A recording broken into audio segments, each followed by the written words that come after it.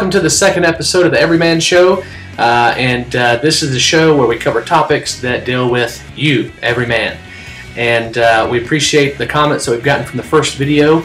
And we encourage you, rate the videos, post responses to them, and put in there some ideas of some shows and topics you want to see us cover in upcoming episodes. We'll be glad to do that. So in today's episode, we're going to be talking about basic cooking.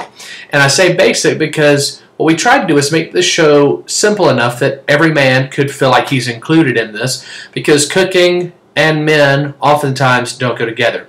So what I thought I would do is I would take the foundation that most men would say, yeah, well, I can at least do that.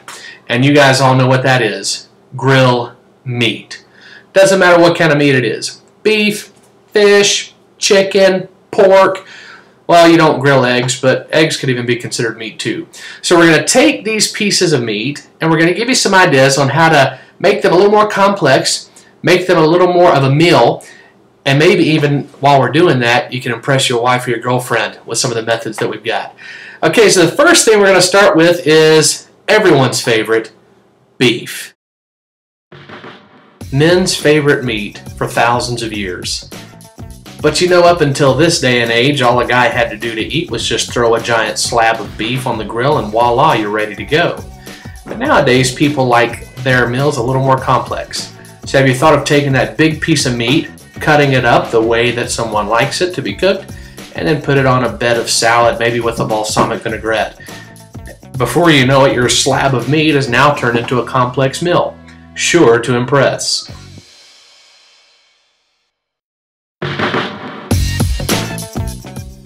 Another favorite meat is grilled chicken. Any guy worth his salt can grill that. And again, instead of just serving a slab of meat, you can add it to a bed of salad, maybe to make a grilled chicken salad, very popular right now. Or if you're really adventurous, you could boil some water on top of an oven and throw some pasta in it. Come on, guys, it's not rocket science.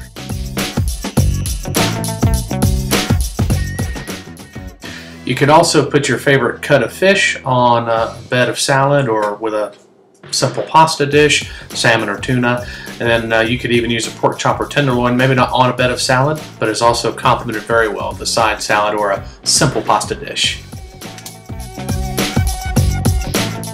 Okay, we've covered some of the most popular meat options. You may say, well, I don't have time to put together a salad. Well, have you ever heard of Fresh Express? It's actually bagged salad, and they have several different kinds of varieties. You'd find it in your local grocery store in the produce section, basically where the heads of lettuce are. And like I said, any kind, a mixed salad, greens, spinach only, romaine, Caesar, and those all go great depending on what your tastes are with the meat that you have available there to you. And then also for the simple pasta dishes, first of all, any pasta, by and large, it cooks the same way. You boil it in water for whatever the box says to boil it with. That's fettuccine, angel hair pasta, bow tie pasta, rigatoni. There's all different kinds. But now the sauce, aren't you glad we don't live in a time where you have to make the sauce from scratch? One sauce that I've found that's really good is a sauce brand called Classico. And they have everything from a marinara-based sauce, which is more tomato-y, to cream-based sauces, which can be garlic cream or even cheese sauces. All you have to do is pick the one that's right for you. All right, now to close out this episode on basic cooking, we're going to just share with you a few tricks of the trade when it comes with how to grill and prepare meat. I think you'll enjoy this.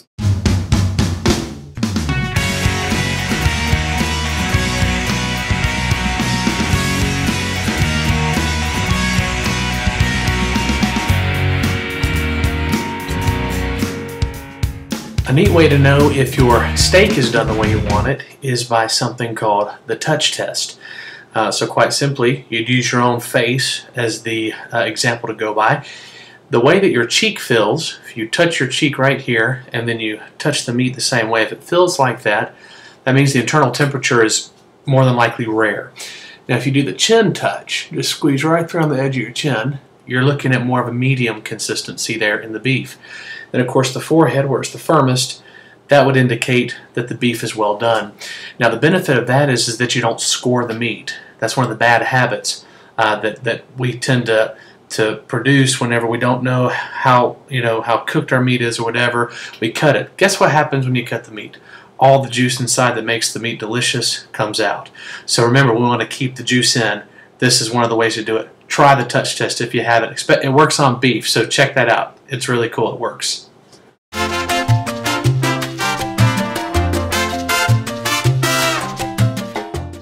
All right, well, that's it for this episode of the Everyman Show. I hope you got some tips to help you out in your conquest of the food world.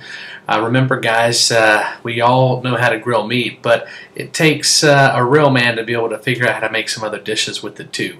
So I know we love meat, but we got to keep the people around us in mind too.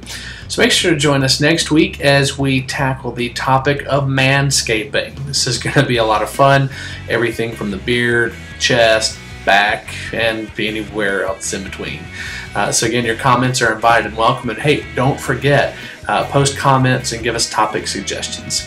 All right, well, this is Matthew with the Everyman Show, just reminding you that you may be an everyman, but that doesn't mean that you have to be a caveman.